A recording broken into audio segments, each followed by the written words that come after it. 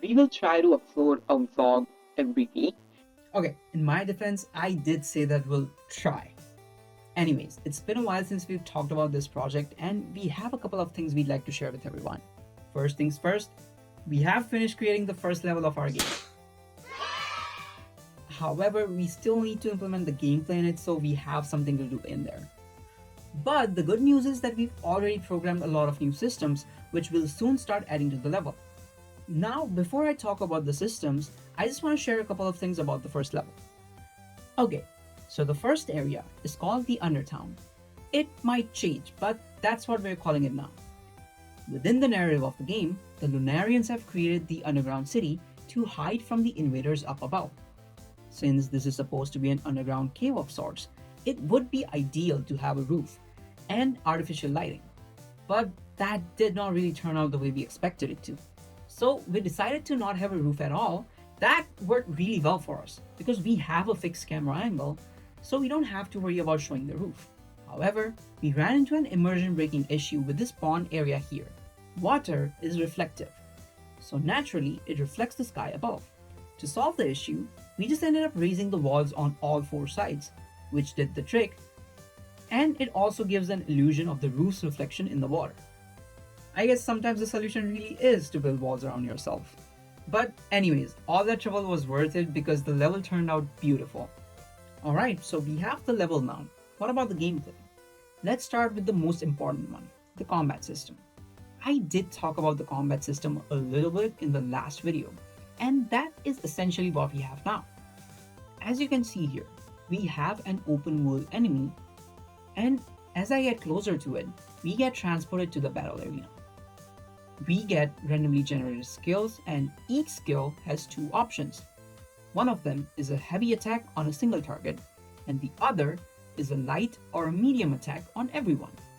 I also have the in-game currency here that I can use for the gacha mechanism to pull for a new element like this. Now if you notice here on the left hand side, those are the effects of the attacks. Now we do plan on having them as icons near the enemy's health bars. We also have this UI window to see the enemy's attributes in detail. Besides that, we have a very simple inventory menu. I don't really have anything on me right now, but we can go to a trader where I can show you the trading system. We can use these arrows to select the quantity of the items and hit the buy button. I'm very broke though, so I can't really buy anything right now. Now if you're paying attention, there was a dialog pop-up. In this dialog system, we have two different types of dialogues. First one is a simple dialogue. This one involves only one NPC like the one you can see here.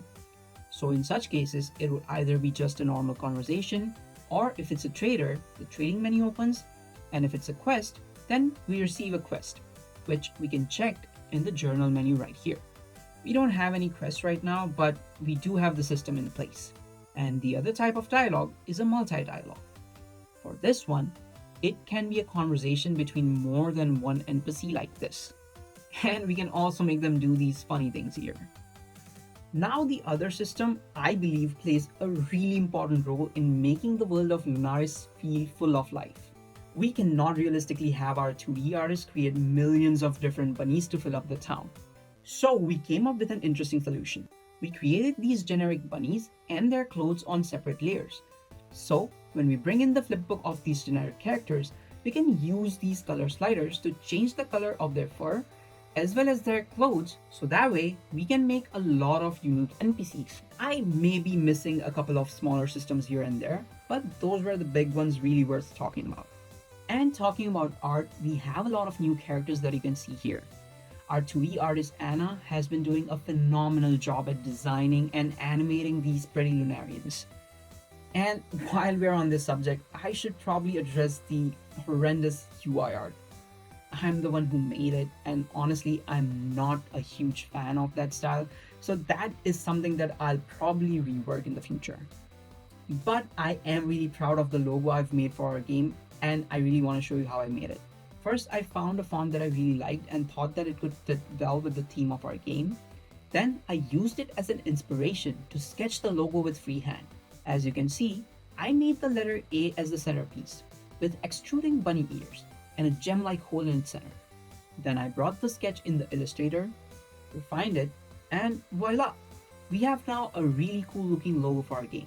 Alright, that's all from me. Now I'll let Sumin take over, where she'll talk about the 3D art she's been working on. Since the last video, I have changed the pixelating texture technique. Unreal Engine 5 allows us to resize textures in engine. After I resized and pixelated the textures to 256, I imported them to the engine. Go to Detail panel, search Filter, set it to the nearest and be happy with clean textures. You can also change the texture size yourself in engine. Set the size in the Detail panel and the filter to nearest, but I wanted to keep the details and change some settings manually, so I always resize textures in Photoshop. After my first attempt to make modular house failed, I analyzed the mistakes and remade them again. The problem was the house itself was not modular enough, so all the houses looked the same and boring. I separate the parts more detailedly, such as walls, pillars, roof, door, and other props. The advantage of making modular houses is that you can have different sizes and shapes of houses. I imported them to Unreal Engine and assembled them in blueprints. In the previous project Heaven Builder, I had already created a crystal. I mainly focused on the surface textures and VFX at the time. The crystal I used in Heaven Builder was just an indoor decoration, but this crystal for Project Lunaris is placed on the map, not inside of the buildings.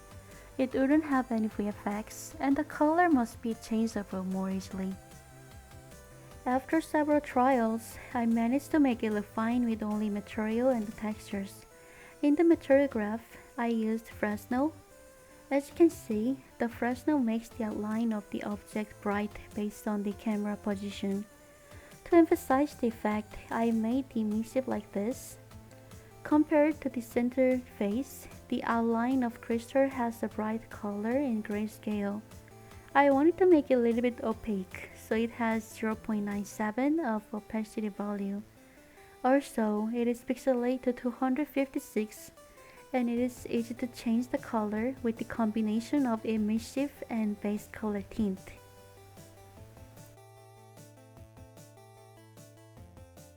So yeah, our game is starting to look really well, and I'm so excited to finish the first level, and hopefully we'll soon be able to release the demo of our game. But for now, you could check out our crowdfunding page on Indiegogo if you'd like to support our project. Let us know in the comments what you think about the game so far. Don't forget to hit like and subscribe to our channel so you don't miss out any future updates. You can find the links to our crowdfunding page as well as our social media in the description below.